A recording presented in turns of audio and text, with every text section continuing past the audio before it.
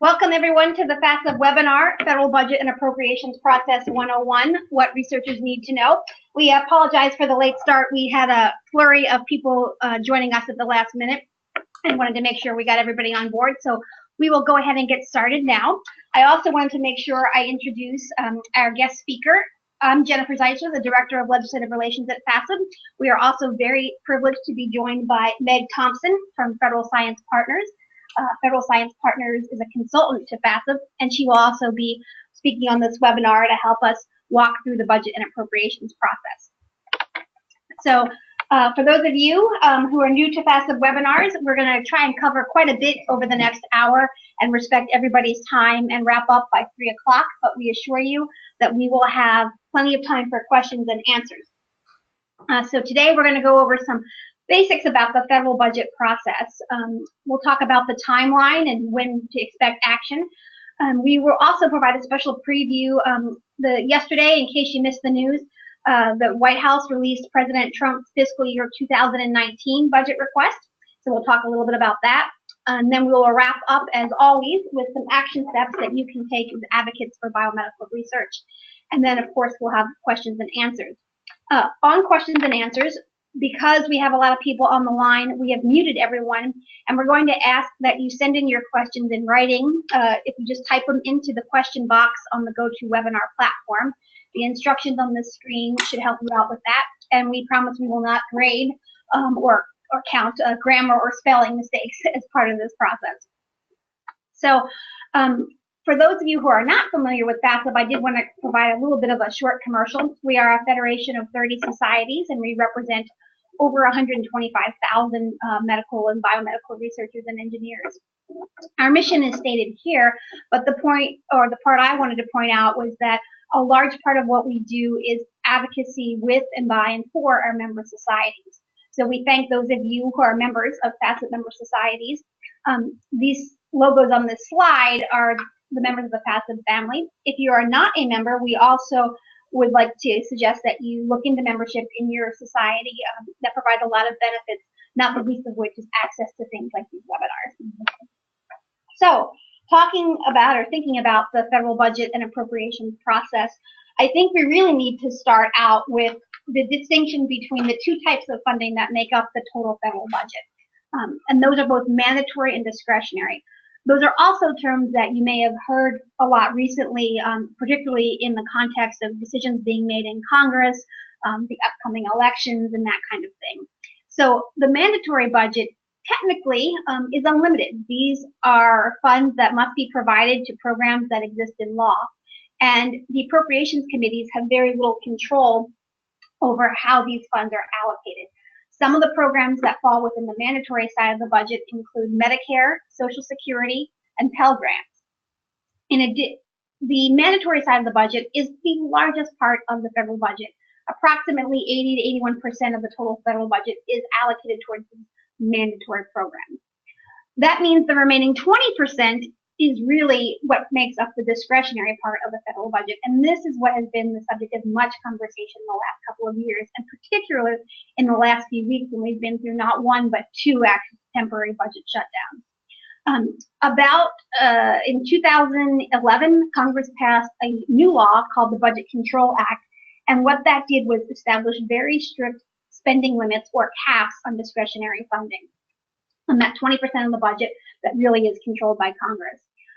It left the appropriations committees to figure out and maintain control how those funds were allocated and subdivided among all of the federal agencies and programs. And so agencies that fund scientific research, like the National Institutes of Health, the Department of Energy, and the Department of Agriculture, are on the discretionary side of the budget. They're really part of that small 20%. And all of the fights over funding that have taken place over the last couple of years have really been about the discretionary budget. taking a look at the federal budget as a whole, this gives you a better sense of that 80-20 split that I just talked about between mandatory and discretionary. When it comes to medical and scientific research, that's only about 2% of the discretionary budget total. So when people start talking about spending being out of control in Washington, I do want to make the point that the 2% we're spending on science and medical research is not that big compared to the overall total budget. In looking at the research and development budget by specific agencies, so digging deeper into the pie from the previous chart, I wanted to point out that this is how things are split within a breakdown of each funding by agency. The pink pie slice, labeled HHS, or Department of Health and Human Services, is where the NIH budget lives. And the overwhelming majority of the HHS budget really is dedicated towards the National Institutes of Health. From there, you can see that the Department of Energy is probably the next largest slice, and National Science Foundation and the U.S. Department of Agriculture, or USDA, are even smaller. These are FY 2017 figures because Congress has not finalized the 2018 budgets yet. That process is underway, many months behind schedule, and later in this webinar, we'll kind of put this in context and explain where FY 2018 fits into this picture. Here is a list of just a partial list of the federal science agencies that are funded by this discretionary budget that I talked about. Some of the agencies live within larger departments. So, for example, NIH is within the Department of Health and Human Services, or HHS. Within the Department of Energy, there's a specific Office of Science. And then National Science Foundation is actually one of those independent agencies. It does not have a parent department or home, but is still part of the federal government. And there are sub-agencies within the Department of Agriculture that fund competitive research programs. So, for example, the National Institute of Food and Agriculture, or NIFA, is where all of the research grants come from the U.S. Department of Agriculture. The federal budget process itself is actually quite lengthy and drawn out, which is also part of the reason why it takes so long for Congress to pass a budget each year. This chart summarizes not only the timeline, but the distinct roles that the administration, meaning the White House and the president, play, and the agencies, versus the role of Congress. And it's a process that starts back usually in August of every year when federal agencies submit their requests for funding and for programs to what's called the Office of Management and Budget, or OMB, which is housed within the White House and represents the president's budget office. Once those requests go in from the agencies, they get reviewed by professional staff at OMB who have expertise in the agencies and programs. This is a quiet process you don't hear about in the news at all until usually November, when OMB goes through this process called FASEB, where they send the agency budget requests back to the agencies with edits saying, cut this program, or you've requested too much funding for a different program. And then there's a period of negotiation back and forth between November and February when the president's budget is finalized. The agencies do have an opportunity to what's called appeal to OMB for more funding or to reverse a decision made by OMB. And then the whole thing gets wrapped into one big giant book that gets sent to Congress in February, representing the president's budget request. Once the president's budget request gets sent up to Congress, that's when the Congress begins the whole process of reviewing and taking apart the budget and trying to decide if they're going to grant the president's request or go in a different direction. So this is managed mostly by the Appropriations committees. They have a series of hearings each year with cabinet officials and agency executives who are called up to Congress to testify and defend the president's budget and explain what's in it. There's also a process by which stakeholders like FASEB go ahead and submit testimony to the Appropriations committees to lay out our funding requests. In March, sometimes there's a process where the Congress adopts what's called a budget resolution or overall spending blueprint. That step will likely be skipped this year because of an agreement that was reached last week that I'll talk about in a few minutes that really does sets overall spending levels for both fiscal years 2018 and 2019 to sort of expedite the process. And then the real work begins in April when the Appropriations committees look at those top line spending levels and then divide them among the 12 different appropriation subcommittees that fund all parts of the government. And once that process of the sub-allocations is made, they go behind closed doors and they start talking to other members of Congress and saying, what are your specific requests for funding for agencies? So this is kind of an inside the beltway process. FASEB tends to participate in this, but it really is a way for the appropriations committees, who have most of the power, to talk to other members of Congress to make sure that everybody has a chance to weigh in and put their requests in for the budget. From May to September, each of the 12 individual subcommittees in the House and Senate go through this process of developing their own bill. It goes to the subcommittee for approval, then to the full appropriations committee. And each of these 12 bills must also be passed by the House and Senate individually. And this is where the process tends to break down each year, bringing bills from the committees to the floor. The chart that I presented here is what we refer to as regular order. This is rarely achieved. It's probably been about 20 years since Congress completed the budget process on time. And we'll give you a sense of how things are shaping up for fiscal year 2019 later on in this webinar. As I mentioned, the Office of Management and Budget plays a very key role in the process of formulating and developing the President's budget. They report directly to the President and manage and work with the federal agencies to make sure that the President's priorities and the administration's priorities are reflected in the budget request. And so they really have 5 distinct roles. They work on just the physical process of forming the budget, putting together spending decisions and identifying priorities. OMB is also responsible for the management of each agency, making sure that they've got IT support, working on paperwork issues and regulations. OMB is responsible for reviewing all regulations proposed by the agencies. And then executive orders that are issued by the President laying out presidential priorities, those also come through OMB. So they're an incredibly important part of the overall process of formulating the budget every year. And as such, FASEB usually meets with folks from OMB, probably in the sort of lead up to the submission of the budget request in the summer, to make sure that our voice is being heard before any decisions are made. So I'm going to turn over the webinar, hopefully, to my colleague, Meg Thompson. Meg is a former member of both the House and Senate Appropriations Committee staff. She has worked for both Republicans and Democrats and is our key expert. So she's going to walk you through the next part of the process, which is called the appropriations process. Meg? Good afternoon. Thank you, Jennifer, for inviting me to join you on your webinar. And thank you all for dialing in. I'm going to pick up the baton from Jennifer, who has just described how the administration begins the budget process and then hands it off to Congress in the form of their annual budget request.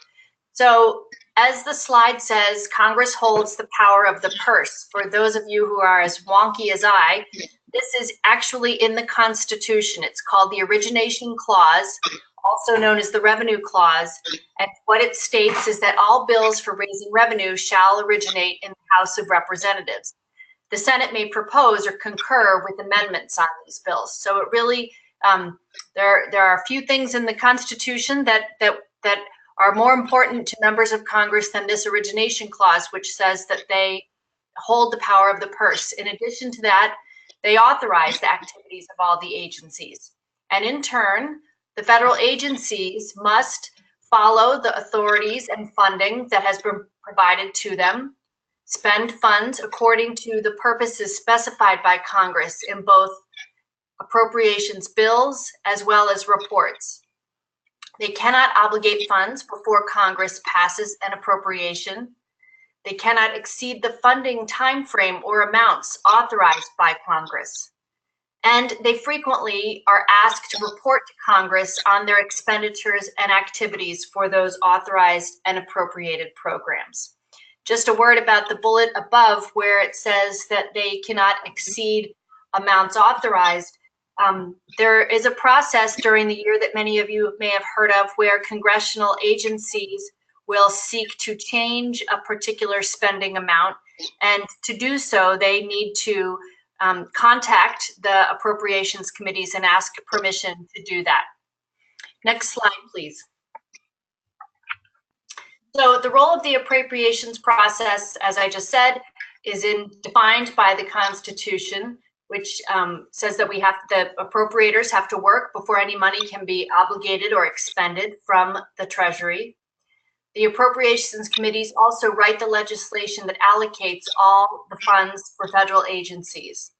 They're usually limited to the levels set by the budget resolution drafted by the budget committee. That process has not been happening in a regular order way, as Jennifer earlier intimated, but it is not necessary. The appropriators can proceed if a budget has not been agreed to by Congress. Interestingly, the budget resolution is not a law. It is an agreement between the two bodies of Congress, whereas the appropriations bills have to be agreed to by the two bodies and then sent to the president. So as it says here, the 12 committees of the appropriations committees, 12 subcommittees rather, are responsible for first reviewing the president's budget request, which generally comes up the first Monday in February. Because of the budget delay this year, the administration delayed their budget by only 1 week. Then they receive testimony from government officials that will explain why the administration is requesting the funds or new programs that they are asking for. Oftentimes, the subcommittees then will hear from outside witnesses that will bring testimony about particular bills, particular programs within those bills, and they will encourage the subcommittees to fund or not fund the programs that the administration is requesting. Each subcommittee bill is reported up to the full appropriations committee, which then meets and amends or modifies the subcommittee bill and then approves it. And then those committee approved bills are then sent to the full House and the full Senate. These two processes occur in parallel. The bills generally originate in the House, but they go in parallel process to one another. The 12 subcommittee bills, you don't need to wait for one body to finish its activities before the other body acts. So you'll have the 12 subcommittees in the House marking up and considering bills at the same time that you could be having the 12 subcommittees in the Senate marking up and considering bills. They're also responsible for supplemental spending bills, which are often needed in the middle of the fiscal year due to emergencies, as we saw this year with the hurricanes. Prior to 2010, for about 10 years, we had supplemental spending bills for the global war on terror. So it really has become more custom than an exception that you have an annual supplementary spending bill in the middle of the fiscal year. Next slide, please. The mechanics of the appropriations process. This is the nitty-gritty. So after the budget resolution sets the spending targets for accounts, the appropriators in each body then divide the appropriations to the subcommittees in what are called 302B sub-allocations. It's as if the chairman of the committee hands each of his subcommittee chairmen a total amount of money that they could spend on a particular credit card for that year. Interestingly, the two bodies, the House and the Senate, do not need to provide to their subcommittees identical allocations, and often they do not, which adds to the drama and the interest of the appropriations process. There are science agencies scattered throughout these 12 bills, and they often compete with non-science agencies for funding. I served on the Commerce Justice Science Subcommittee, which funds NASA and NSF, but also funds the FBI within the Department of Justice. And as you can imagine, those are all three very important agencies and hard to take money from one in order to pay for another. This slide also gives the example of the Labor HHS bill, which has NIH, but also has unemployment benefits and employment retraining through the Department of Labor. So back to our schedule. The president's budget comes up that first Monday in February, approximately. And then in April, usually the House will begin marking up or offering for consideration and modification their individual subcommittee bills. and each of the 12 bills must pass the subcommittee before it can go to the full Appropriations Committee. In recent years, many of you on this webinar may be more familiar with bills not going to full Appropriations Committee. Sometimes when bills or when the politics of the Congress overall are quite tense, appropriations bills don't go any further than the subcommittee level. Next slide, please. So this brings us, I've been talking about what is supposed to happen, so let's talk about what really is happening. The timeline for our current fiscal year will begin, not our current fiscal year, sorry, the fiscal year that was just submitted yesterday. The next fiscal year will begin on October 1 of 2018. So this process began last September when the agencies submitted up through their own ranks to the heads of their departments, and then the departments submitted up to OMB their requests for the subsequent fiscal year. OMB then considers those requests and packages it together in the administration's official budget request, which was submitted to Congress yesterday. As you all know, as Jennifer has referenced, there was a budget agreement that was signed into law last Friday. And so over the weekend, OMB put together what they are calling an addendum, which adds back a certain amount of discretionary funding for fiscal year 2019. They don't expend the full amount of money available, but they provide a large amount of money, and included in that was NIH and NSF that were slated to be cut. You can see what they would have gotten if you look at the president's budget, but the addendum brings NSF back up to its 2017 level, and the programmatic level for NIH is $34.8 billion in the president's request. Next slide, please. Well, here I just gave you a preview of this slide. You can see the administration's request, and I believe the first three agencies, NIH, NSF, and DOE, all benefited from the agreement to increase the non-defense caps of last week. They were all provided additional funding in the addendum, which brings them, you can see the comparative levels. NIH is up over 2017, NSF and DOE and AFRI are on par with 2017, and Veterans Research is an increase over 2017. Absent that addendum, DOE, Office of Science, NSF, and NIH all would have been below the 2017 level. Next slide, please. Jennifer, is this you or do I continue on this one? You can continue on that one. The Trump FY19 budget proposal has some additional provisions related to NIH. They include $750 million within the total for NIH research to address the opioid epidemic. They consolidate several existing agencies into new entities within NIH. The new National Institute for Research on Safety and Quality would be created out of the formerly known Agency for Healthcare Research and Quality. NIOSH would also move to within NIH, and the National Institute on Disability, Independent Living, and Rehabilitation Research would also move to within NIH. They provide the full amount of 21st Century Cures funding that was authorized for fiscal year 2019, $711 million. And they request instituting a salary cap and limit on percentage of salaries that can be charged to NIH grants. Next slide, please. So what is the outlook for 2019 funding? What will happen? Well, as we've just discussed, last week, Congress passed this Bipartisan Budget Act of 2018, which increased the top line funding levels for both defense and non-defense. It increased the defense level up to $716 billion. That includes the overseas funding. And it increased the non-defense cap up to $597 billion. The agreement allows the fiscal year 2019 appropriations process to proceed according to regular order.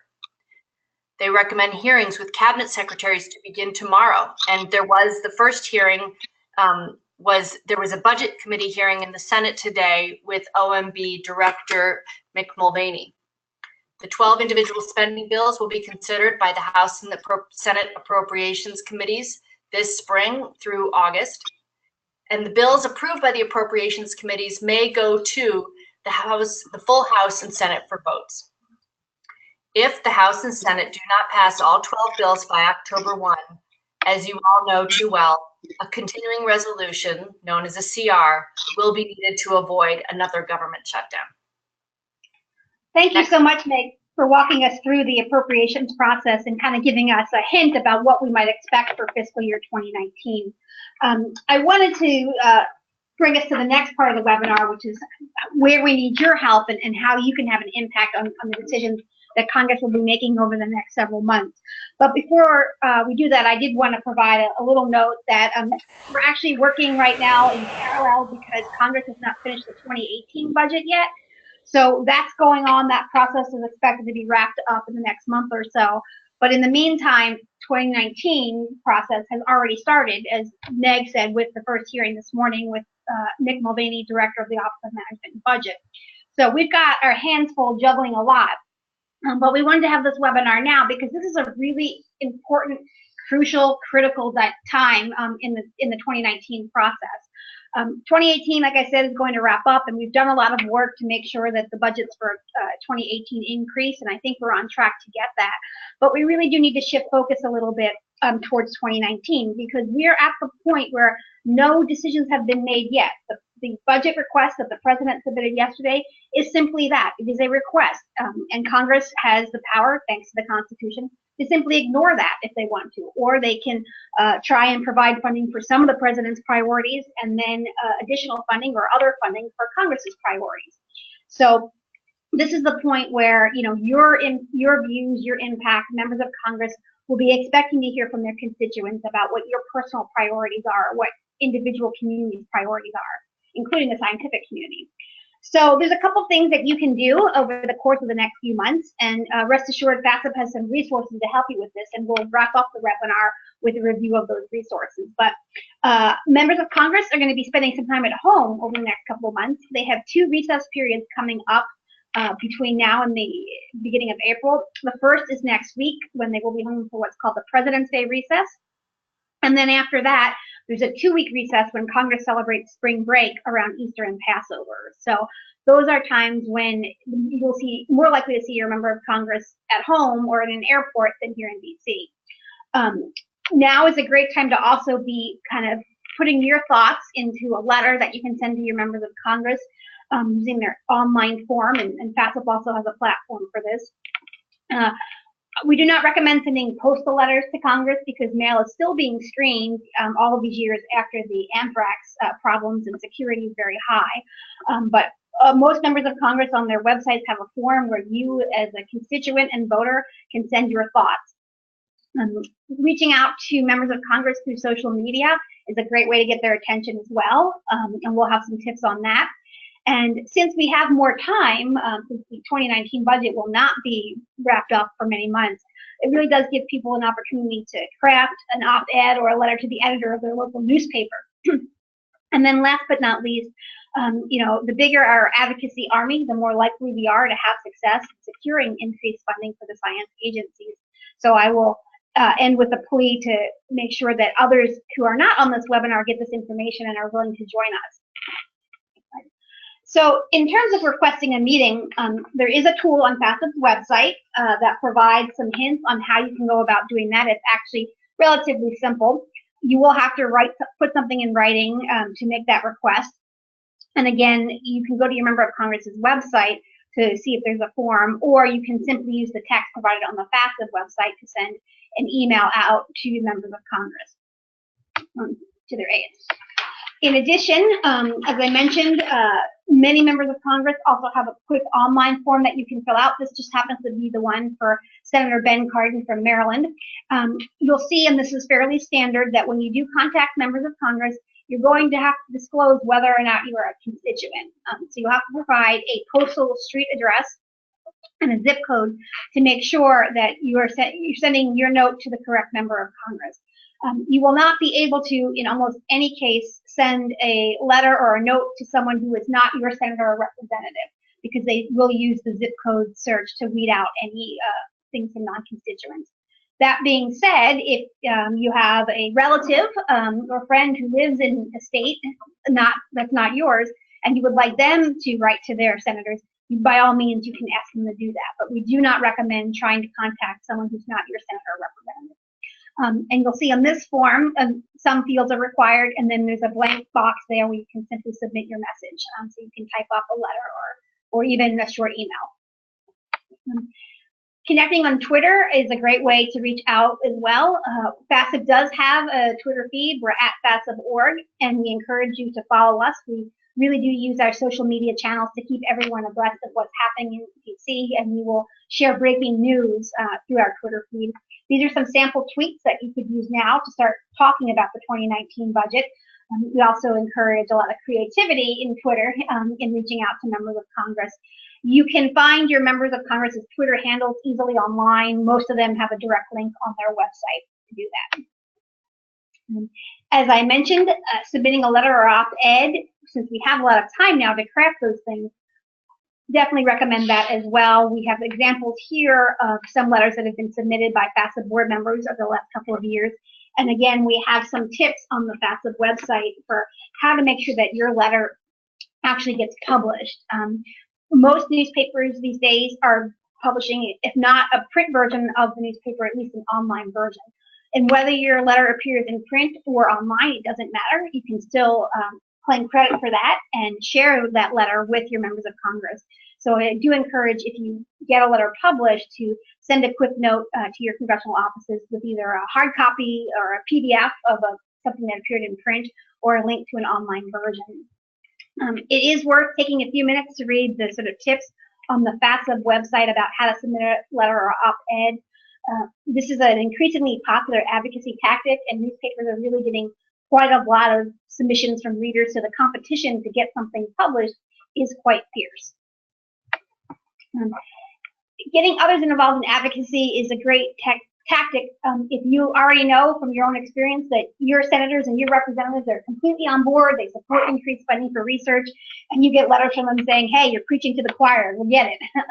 So think about who you have within your network of friends and family members, former graduate students, classmates, especially if they live in some of the states where you may have heard that members of Congress are not as supportive of research funding. So reach out to those folks, and you can send them a short note talking about why federal funding or the federal budget matters to you and your research. They may not really have a good understanding of what it means when the lab that you work in gets an NIH grant. Spreading the message across your campus is another way to really engage others and get them involved in advocacy. One suggestion is to offer to do lunch and learn sessions, especially if you have a postdoc group on your campus or a postdoc advocacy office. And get them involved as well. The voice of younger researchers is definitely being heard loud and clear on Capitol Hill, as some members of Congress have become quite concerned that we don't have enough money going into NIH to support all the people who are looking for research grants. Urging your friends and family members in other states and districts to call or email their members of Congress is another way to get people involved. If you're active on social media, we always welcome FASEB retweets, and keeping your followers informed about what is happening is a great way to help people kind of get a better understanding of the process. And finally, sharing FASEB resources and materials with your professional and personal networks may help facilitate more people getting involved, because we're providing information that they can use in reaching out to members of Congress. Our most popular tool, which is available freely on our website, are our state and district fact sheets. These are things that we do every year, and they include an analysis of data that comes directly from the federal agencies, and breaks it down by state and then by each individual congressional district and by institute. So the National Institutes of Health, the National Science Foundation, the Department of Agriculture, and the Department of Energy Office of Science. These are things that you can print at your desktop or share URLs and links with to people. And we try and we update them every year. So the next round of new data is now being processed here in the office, and we will have these documents available on our website next month. In addition, we've got a brand new fact sheet about the National Science Foundation, talk really about the work that NSF does in the biological and biosciences community. We got some information that perhaps not everybody on Capitol Hill has a really good understanding of how NSF works and the research that they fund. So we put this together, and that's available on our website as well. In addition, we provide a lot of other funding data about what the federal government is spending on different research in different agencies. These were documents that we put together based on requests, not only from members of Congress themselves, but at the suggestion of advocates who said, hey, do you have any data on X? So one of our more popular slide decks is the Trends in NIH Research Funding, which really provides about a 20-year look at what has been happening to the NIH budget, not only in terms of the total number of dollars, but how those dollars compare to inflation, and then how many grants are being funded each year, and how many investigators are getting funding from NIH. Last year, we created a new resource. This, again, came from some suggestions that we received both by email from people who are followers of FASEB and our own member societies, which was the question of, well, what is the value of federally funded biomedical research? What's the return on investment? How do we know that the money being spent is being used for good reasons and is actually producing something of value to the taxpayers? So the value of biological research slide deck really talks about examples of how federal funding for basic research across NIH and NSF and other agencies has led to breakthrough treatments for various diseases and new technologies and other advances. That slide deck is about 20 different slides, and we did a webinar last year with some suggestions on how to use that and ways to break that down into smaller chunks of data. And then last but not least, we've got a couple of other tools to stay engaged. First and foremost, we have our FASEB e-Action Alert Network service. We will be sending an alert out later this week, actually about the 2018 budget, so we can wrap that up. But if you sign up for this, you will hear from us a couple times a year when we ask you to reach out to your members of Congress, because it's an important time to be engaged. We also have a bi-weekly, it's really a blog now, it was a newsletter called the Washington Update, where we not only report on what's happening in Congress, but what the agencies are doing that's impacting the biomedical research community. And so if you sign up to receive that, it'll just land in your inbox and bring you up to date. And then last but not least, if you're going to follow us on Twitter, please also follow us on Facebook, especially if you're not active on the Twitter platform. So this ends the formal presentation, and we are ready to switch now to the questions that folks have been submitting. So again, the process for submitting a question is to simply type your question into that gray box, hit send, and then we will go ahead and start taking them right now. So since everybody is on mute and can't see the questions, I'm going to be repeating them so everyone can benefit from that, and we will go ahead and get started now. First question, what are the best sources for nonpartisan critical analysis of the proposed FY 2019 budget? Well, I would start with FASEB. FASEB is a nonpartisan organization.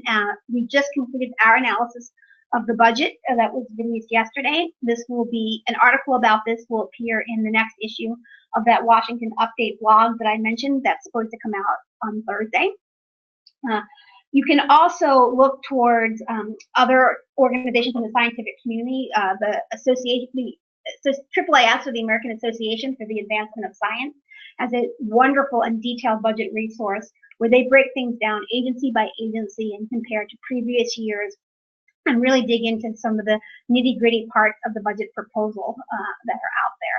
Meg, do you have a recommended source of nonpartisan analysis either, or as well? So it probably isn't available yet, but in a couple days or weeks, the Library of Congress through the Congressional Research Service will probably issue some reports. And that is only available really to members of Congress and their staffs. But if you search online for Congressional Research Service and then enter the topic that you're looking at, often you can find very good nonpartisan analysis of many topics, including appropriations. Meg, would it be fair to say that the Congressional Budget Office might be another source as well, too? Yes, absolutely. The Congressional Budget Office is It is a wonderful source, and as well, it is nonpartisan. Whereas some people would say that the Office of Management and Budget, OMB, is associated with whatever political party holds the White House at the time. So while the staff at OMB are absolutely professional and hardworking and providing their best recommendations, oftentimes the budgets reflect the political priorities of that particular administration. Thank you. Another very astute question that has come in. If Congress and the White House already agreed to funding levels for 2019, what's the purpose of the president releasing a budget request? Well, that actually is something that's by tradition has been done for many years, but really the purpose of the president's budget is for the White House to lay out the administration's priorities on spending. One thing Meg mentioned that, the budget request that came in yesterday initially proposed cutting funding for some science agencies and then put that funding back or restored it through the addendum. But if you look throughout the rest of the budget, the president's budget also proposes other programs to be completely eliminated. So the document that comes from the White House, regardless of whether or not Congress and the president have reached an agreement on the overall top line funding levels, is really an attempt for the White House and the president to say, we want Congress to spend X amount of dollars on NASA, or we want Congress to fund more funding for infrastructure programs. So it's a way for the president to establish priorities. It seems like OMB has a lot more power than the agencies in shaping the budget request. What is the process if an agency requests more funding than OMB will allow? Can an agency like NIH go directly to Congress to ask for more funding? I'm happy to take this, and Meg, please feel free to jump in as well. But why don't I start with the sort of first part of that question, which is true. OMB has a tremendous amount of power. As I noted, agencies submit their initial budget request, their first request, back in the summertime in August, and then OMB reviews them and in November returns the budget to each agency and says, we don't like what you put on line 4, eliminate funding for this program, or you're asking for too much funding overall. And then what happens at that point is each agency has an ability to sort of appeal to OMB and ask them to reverse their decision or to try and make the case that no, they really do need as much money as they originally asked for. So that process is very secretive. You never know really what's happening. And at no point will the public ever see the original request that the agency submitted to OMB in terms of the budget. Also, agencies are not allowed to go directly to Congress to ask for more funding. And in fact, during these hearings that are coming up, when the cabinet secretaries and agency heads will go before Congress to answer questions about the budget, they must defend the agency budget request as is. They cannot sort of go rogue or differ from that in any way. And sometimes you will see during the process of these hearings, a member of Congress say to someone like Dr. Collins, who's the NIH director, well, Dr. Collins, this budget request seems somewhat inadequate given that we have, people dying of cancer and Alzheimer's is a big problem. Couldn't you use more money? And in which case the person testifying from the administration must be very careful not to stray from the request in the budget. Meg, anything to add? Yeah, I really like this question because I think it's important for everybody to realize what you've just highlighted, Jennifer, that the agencies really must stand behind the administration's budget. And I think that we should bear that in mind for those of you who will be having meetings with agency staff or have occasion maybe at a conference to approach a speaker from an agency staff. Just bear in mind that they can't express to you what they truly believe a particular program could accurately spend, and understand that, just understand that that budget has gone through many layers above a particular agency head. And so when you can assume that they want the best for a particular program and just express to them your recommendation, acknowledge that you understand that this is a time of caps and the administration may have not been able to fully support their recommendations, but that you hope that in the future that agency personnel will continue to strive for the highest level of funding for the particular program that you're speaking with them about. Are there any opportunities or need for us to advocate for science and research at the state level, or is this all about the federal government? Actually, it's both. FASEB focuses on federal advocacy, but by all means, there are opportunities for folks to advocate for science and research at the state level, particularly in your state capitals. So this is not something that FASEB does, but we do. A lot of the materials that we've put together for use with federal legislators can be repurposed and shared with people at the state level as well too. If I set up an appointment to meet with my representative in my home district, how much time should I expect to have to talk with the representative? That really depends, and certainly a question when you set up the appointment that you can ask. We have noticed just anecdotally from FASEB board members who've met with their members of Congress at home that they're getting more time for these meetings than they would here in Washington, D.C. FASEB has a Capitol Hill Day coming up next month. We are expecting that to be a very rushed process where we have no more than 15 minutes for each conversation. But when you meet with the members of Congress at home, they're often more relaxed or have more time on their schedules. So when you do set up the appointment, it's a question that you can ask and then scale your talking points to the time available. Can you explain how the President's 2019 budget request relates to the addendum you discussed? Will Congress consider both the initial budget request and the addendum separately, or how does that process work? Meg, do you have any thoughts on that? So I believe that Congress will consider both, but they will take into account the addendum because, as OMB Director Mulvaney explained this morning, and I'm quoting from him, he said that their budget is really a messaging document, and that he said you don't have to spend all of the money that the caps allocate to you, but if you want to, here are some of the administration's priorities. So I think that Congress will see that some of these areas that the government, that the administration has chosen to put additional funding are areas for priority for them, and probably go ahead and fund that. I also think that we should bear in mind that in some ways this is the administration's third budget, because when the President Trump came into office, he assumed the end of the fiscal year 17 budget, and he tried to make some changes to that budget. So for the third time in a row, this administration is trying to provide a significant increase for defense funding and not as much of an increase for non-defense funding. In the previous two iterations, FY 17 and 18, actually they tried to reduce non-defense discretionary funding in order to have more funding to provide on the defense side of the ledger. This year, as noted earlier, the White House has not requested the full amount of authorized funding on the non-defense side. So I think that the Congress will look carefully at the addendum and consider it, but I don't think that we should expect that Congress will rubber stamp it, either the addendum or the president's budget, as they have not done so in the previous two iterations. Here's an interesting question. Does Congress take an official yes or no vote on the president's budget request? They really don't. You know, as we discussed, the Congress takes a hard look at the budget and they review all the documents and the proposals and the books and things like that.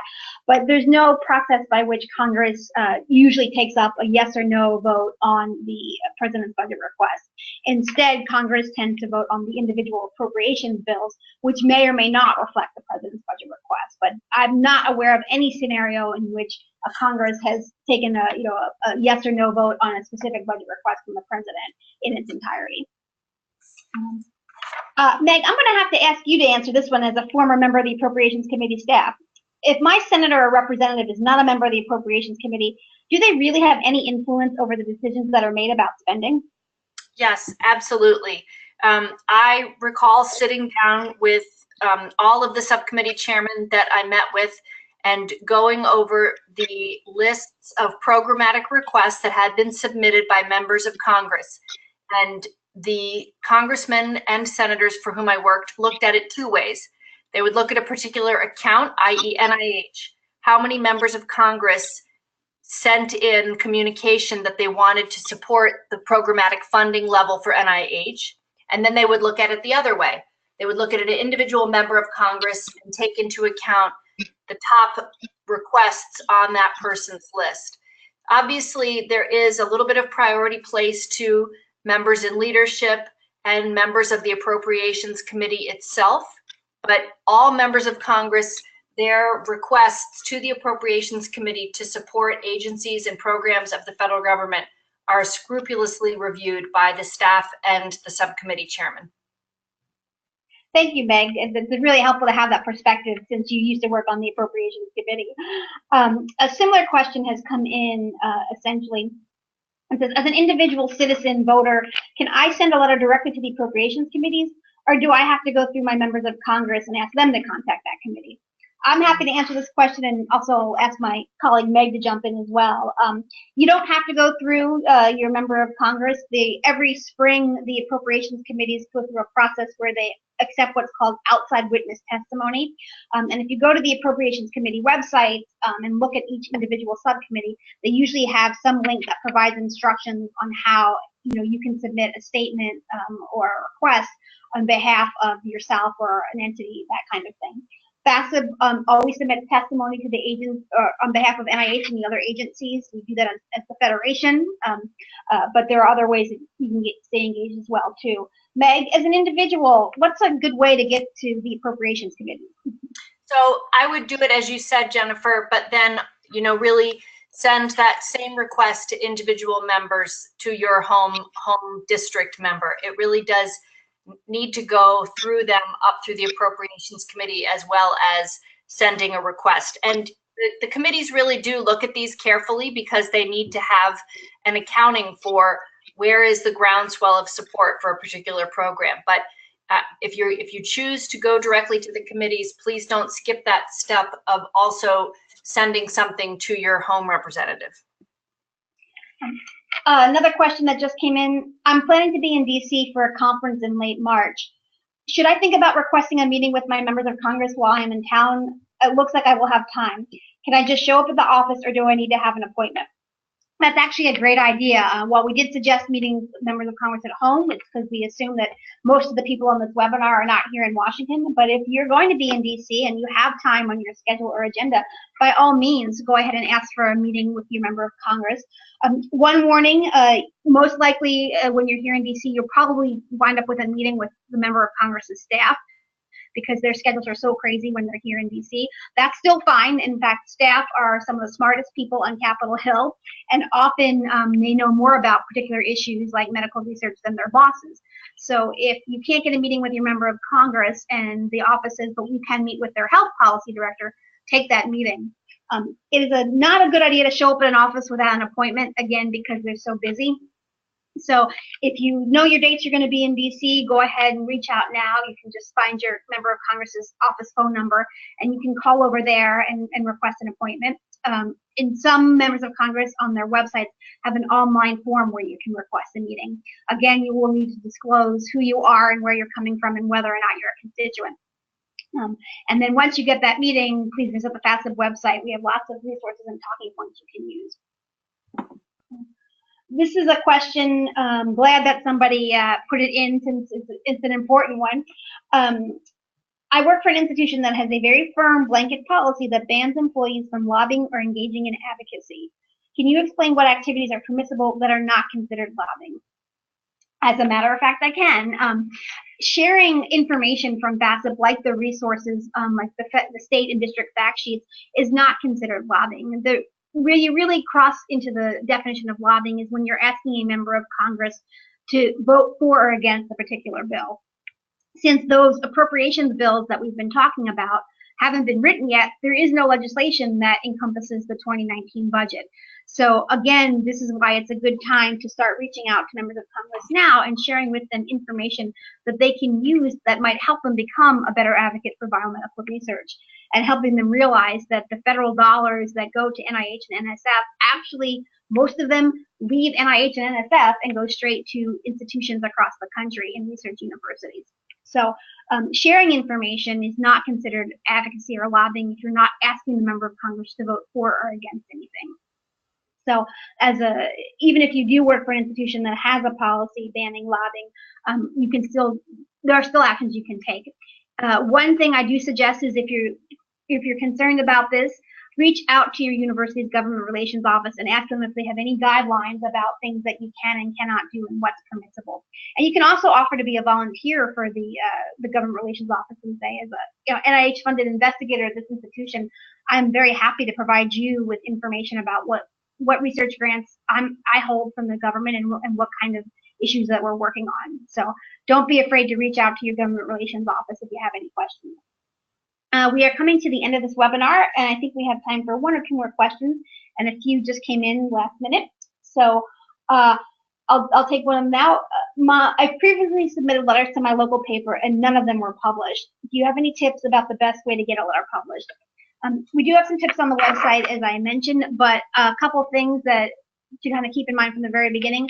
Before you even submit your letter, go to your local newspaper's website and look at the opinion section, and there should be some kind of information there or a link that talks about submission requirements.